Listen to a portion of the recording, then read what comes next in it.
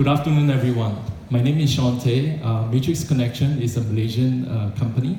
We started about in 2008. We are unique in this way. We are a Google Cloud Service partner, and we only focus on two things.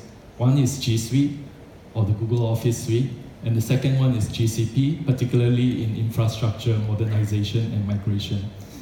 So with that, having said, these are our customers that we have actually had the opportunity to serve over the years, in 2008 till today. So one thing that I'm very happy about is that we are seeing that our customers are actually moving into the center box, where they not only just implement G Suite or GCP, but they're actually starting to shift into the middle box where they try to actually build a journey that is complete end-to-end on Google Cloud. So what started mostly as a singular project for them at one point in time have actually become a complete end-to-end project for us. And the conversation has become, how do we start a digital transformation journey? So in this sense, they not only look at G Suite as a single point solution, and they no longer look at implementing solutions that would actually fit just one operational improvement, but rather they would try to look at to see how the whole solution would be able to be part of their digital transformation journey. And of course, the usual drivers are the cost, the ease of deployment, the speed of deployment, scalability, and security. But that's just part of the story. We see this also because it's actually a journey. Digital transformation has these stages and they have all these common challenges. And while the challenges are very real, and as this report suggests, there are two highlights that I would like to call out. One is most companies in the early stages of digital transformation does not have a strategy for digital transformation. The second part is also digital fluency at the top management. Digital fluency at the top management is not so much in the mastery of the technical technologies that the company adopts, but it's more about being able to articulate and being able to appreciate the value of technologies for a business or for the future of a business. So what can we do about this? I see two things. First is there is going to be a big change in our Ministry of Education, the way they are implementing learning transformation using G Suite for the whole nationwide, which is already happening right now. And with this, it gives me great pleasure to offer you the two explanations that I see to be a solution to these two problems that exist. One is be prepared for the next generation of workforce that's coming into the market because of what MOE is doing right now. And two is have a strategy. So to talk about the first portion, it gives me great honor to invite Dr. Shukry from MOE, who will be able to share with you more on this. Dr. Shukry.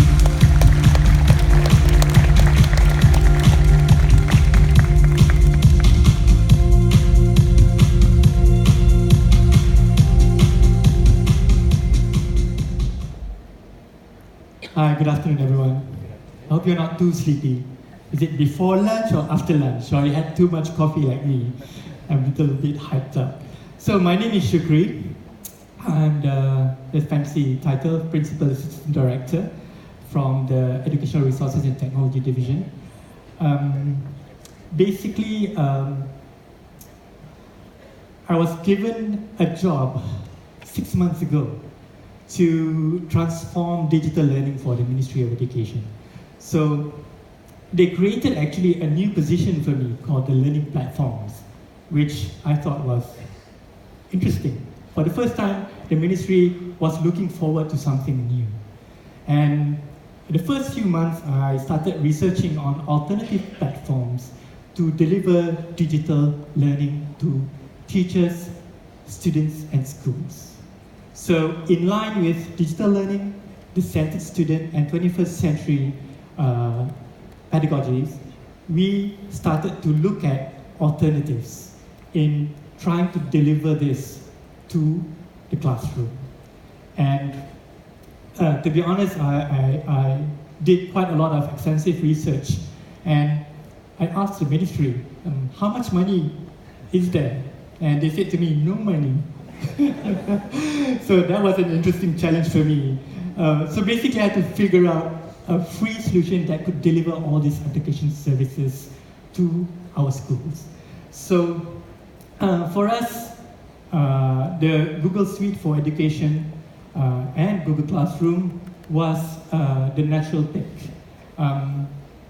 And to deliver this, I had to deliver it to 4.78 million students and 430,000 teachers. And I'll talk a little bit about that in a later slide. So basically, what we had to do was to come up with a strategy of delivering this within 2 months. Yeah? So, what did we learn from the previous implementation of online learning? So, the previous implementation had 3 issues. Number 1, the IDs for each student and teacher. So, previously, we had to onboard, transfer, and offboard each student and teacher every 6 months. Actually, it's more than 6 months. And the teachers had to do it for themselves. So we decided not to do that anymore, to relieve the teachers of that burden. Number 2, we needed to build an ecosystem because there's so many learning applications and services out there that we needed to incorporate into our digital learning platform. So it was a different way of looking at things. And number 3, most importantly, I think, is for the future of digital learning, we needed a platform for inclusion, which means it incorporated things which we didn't think of before. Yeah? So the democratization of online learning for us was very, very important. And it means that schools, teachers, students can actually choose their own learning platforms. Yeah? But they needed to, if they do, find a way to give us the data and information for feedback.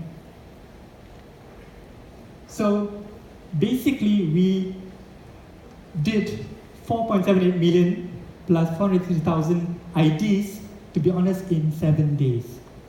And we actually crashed the Google server twice, I believe. Yeah? Because they didn't think about it the way that we did. Because all the previous implementation of Google Classroom and Google for Education was at the school level. This was the first time ever we did it in a nationwide level. Yeah? So what I did before was to talk to the education ministries of the Philippines, Mexico, a couple of people in Denmark. Yeah? So with that idea and thing, we created those IDs, what I call through Genesis. Yeah? 7 days of doing this, and we didn't basically sleep within the 7 days of doing this. Yeah? And you can imagine 10,000 odd schools in Malaysia, and how many IDs, so we have to parcel out each name, each student, each teacher, yeah, and assign things to them. So that was a phase where we took about a month or 2. The next phase, we basically rolled it out, and we rolled it out on the 1st of July this year. So it's only been about 2 months or so. Yeah? And for the phase 3, which is the most interesting part, I think we came up with the idea that what else can we do to make the transition smooth? Yeah? So we thought of the Kubernetes cluster as a way of doing that for something. Yeah? We'll talk a bit about that as well. So going back to MOE's digital learning platform, we have different levels. So we have at the ministry level, at the state level, at the school level. So each one of these levels have a different service and different application. Yeah? So basically you can imagine before this, Google had just one service at one level. So what we did was to actually build an ecosystem according to each level. Yeah? And gave them specific roles and responsibilities. We also figured out that we needed a centralized way for them to log in. So we created something called ME-DL, Digital Learning, edu.my. Yeah? So when they log in, they get those two screens. Yeah? And we wanted a way to tell teachers about the applications, about the services. Because if you log in a G Suite, you actually log in into Google Mail, Gmail. So rather than doing that, we created a whole sort of service for each teacher, each student. Yeah? And also, we wanted to integrate with other applications because of that ecosystem idea, the democratization. So if you were another service, for example, and they wanted to come in, we could do that, yeah? Because it's an ecosystem type thing, yeah? So we really didn't care what sort of service, as long as it's free. Anyone that knows me knows that it's tattooed on my forehead, right? Nothing paid. So the other thing that we learned from the previous implementation of the LMS before the 1st of July was that we didn't get any feedback. We didn't know what was going on. Yeah? So it was very complicated. The data was so complicated. I'm a data scientist. Well, kind of. It's my hobby. And they gave me a spreadsheet was so big I couldn't figure it out. Yeah, that was the previous one. So in this implementation, we ensured that we created dashboards for feedback. So again, 1st of July, we created 6 dashboards to see, first of all, usage. Yeah? So when they logged in and started to use the platform. But for us, we wanted to look specifically at adoption. Now, what does adoption mean? As you see from the screen, it means that they started to use Google Classroom for their lessons, yeah? And specifically, what for, which subjects, and for how long. Those are the questions that we needed to know, yeah? It's not about tracking what they're doing, it's like giving us more ideas, more things that we can provide for them, yeah, from the feedback. So we figured out that adoption rates are more important than the actual use. To be honest, within 6 months, we have had actually more than 500,000 logins into the system within a month compared to the previous one. So we actually beat all records across the world, actually across Asia Pacific, yeah? So no other country actually have done that before. So Malaysia is actually now, I think, should be the case study for nationwide deployment. Yeah. So for us, even though we have the dashboards for analytics and online learning, we need also to look at what sorts of feedback are more important. So for teachers, I guess for right now, it's for them to use first, to get things going, yeah? To get comfortable with the teaching and learning online. Yeah? I think I should end there because I talk too much because I'm a teacher myself. So I hope you found it interesting. If you have any questions, please don't hesitate to come and see me. Thank you very much.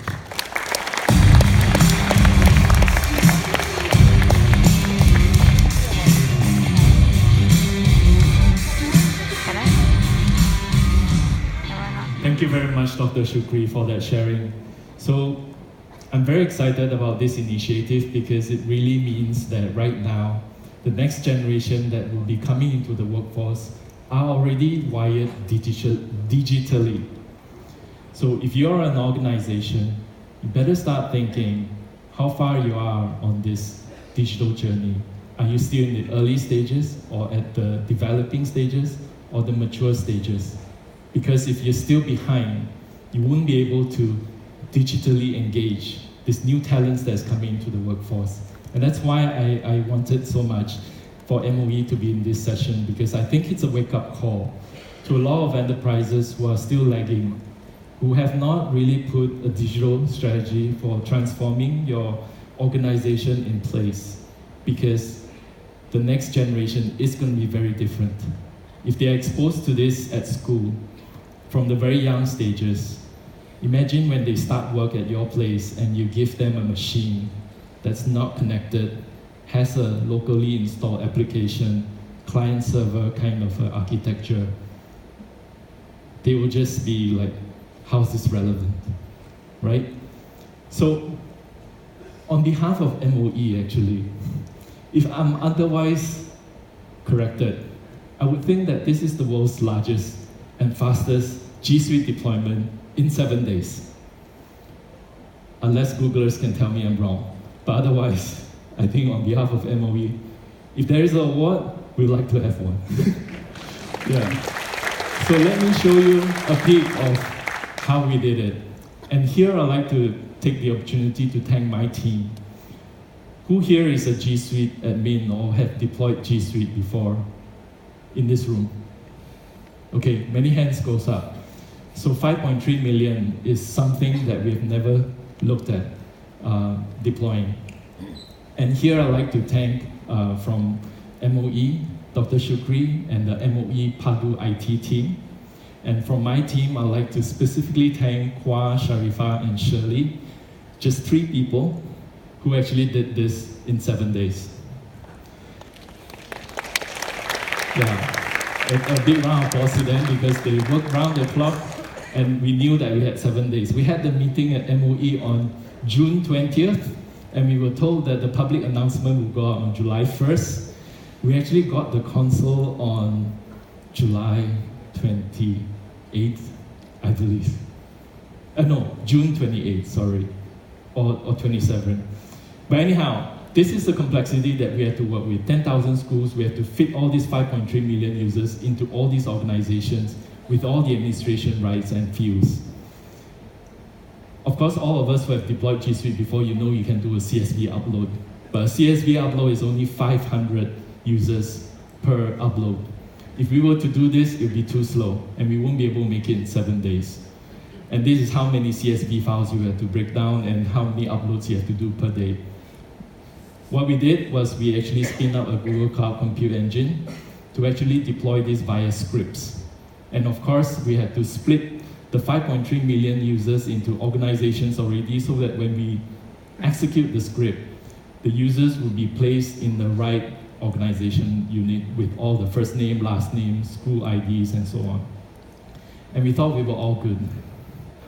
And then we got this, right? We got a whole bunch of errors saying that quota limit exceeded, right? And we were very stumped. So it turns out that on GCP, you could only have 150,000 queries per day, and you could query 1,500 queries per 100 seconds. So this to us, if we follow this math, in 7 days we could only deploy 1 million. So we had to ask Google, can you increase the limit? 24 hours later, Google responded and they increased the limit to 2 million. So we were all full speed ahead. What did we do? We spun up 9 compute engines. Each compute engine ran 6 command prompts. Each command prompt processes 30,000 users creation at a go. That's how Kwa's bedroom looks like. You know, opening up the 9 virtual machines and monitoring that nothing gets stopped. The challenge is also that if any of this CSV file breaks, what he had to do is he had to then go back, find that list where it stopped, delete what was on top, and then continue to process the rest. So that's also very painful. We could have done 150,000 CSV files. But imagine if something happened and then you have to scroll through 150,000 lines. It's not efficient. So the team worked out that this was the best configuration by some mental genius. So we worked through the list, going through, and if you actually look at the deployment dates, it actually looks like this. So on July 1st, we actually created 1.76 million users on a single day.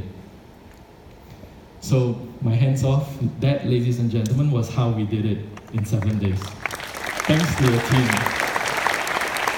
The MOE Public IT team was also very great because they gave us the list which had like a whole bunch of data, but we needed to massage it and all. So this gives me an introduction to the second part of the solution.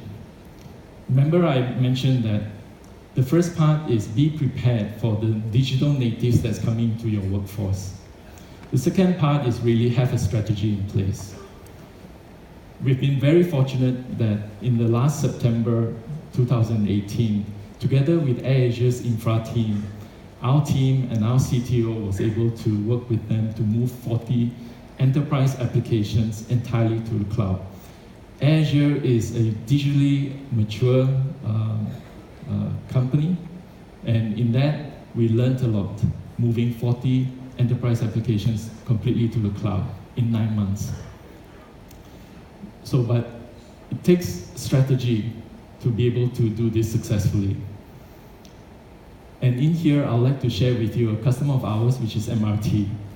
So MRT IT team embarked on G Suite back in 2012. And it didn't stop there after they implemented. In fact, what IT team did was every quarter they had workshops and trainings to continue to drive 3 things: adoption, as what Dr. Shukry mentioned, collaboration, and then integration. And with all these continuous workshops that happen quarterly over the years, this is what they got out of G Suite. Nothing outside of G Suite, but everything within G Suite. They had an intranet, they had data collections using forms, sheets, and Datastudio to actually visualize them. They had microsystems, which we'll talk about a little bit, and they even had e-learning, which is their next embarkation, since actually G Suite comes with Google Classroom as well. And that is very recent for the business. So the approach that they have taken is actually to look at and engage users on all the touch points that they could actually piece together using whatever that's already available in G Suite. And the first system that they came out with was this employee assessment system, which initially HR thought that they needed to buy a system to do this. But with the openness and the engagement of the MRT IT team, they were able to create a Google form and create some unique workflows and some unique formulas to also use AppScript to calculate the final scoring and also to trigger all the emails to match all the metrics of which employee should get what form and who is the assessor for the employee. The next system was an e-bidding system, which is also very interesting. So MRT has assets that they will dispose. And what they did was they used Google Sites, Forms, Sheets, AppScript, Datastudio, and Gmail to actually create a bidding system. And in this bidding system, what they were able to do was to get people to pre-register and then bid online. The first and the second, I think there's been 4 rounds of such bidding. The first and the second were mostly phones and tablets, but the third and the upcoming I hear is mostly trucks, cars, lorries. So this all happened with procurement watching, of course, and the CFO as well. And then I think I like this one. So who here has to generate weekly reports? Yeah, I think most of us do. So what MRT ID did for those QA engineers who needed to submit weekly reports was each QA engineer would get a form, and all they needed to do was to fill in the values, then hit a button. The button will execute a script to actually compose those values into a document, and the document will auto-convert to a PDF, and then it will shoot an automatic email attaching the PDF to the HOD, and a copy of that PDF file is actually stored in Google Drive. So, an amazing thing that they've done. And I think, same like Dr. Shukry, it's all free. Or rather, it's all the imagination that they've been able to use, putting everything that is already available in the suite to cook up something. Now, I know it's not about technology here or any particular brand, but what I think, to Dr. Shukry's point, G Suite is so open. There's open APIs. There are things that you can do to integrate. And I think your imagination would be able to get you very far when you piece all these puzzles together, as I've shown. And for finishing my slide, I would just like to actually mention the last key point here. Who here has heard of the term culture eats strategy for breakfast? Or lunch, yeah, you've heard of it. So what it means is that you can have a great strategy, but when you have the wrong culture, that strategy will just not work at all. So how do you build this culture, right? Where we have actually engaged with another client of ours is Be International. They also had a strategy, again, on building a culture of innovation. What they did was they tried to engage every level of organization, every level in the organization, the end users, to have that culture of innovation through enablement trainings over a certain period of time, and then have identifiable quick win outcomes, just like the ones that MRT had, right?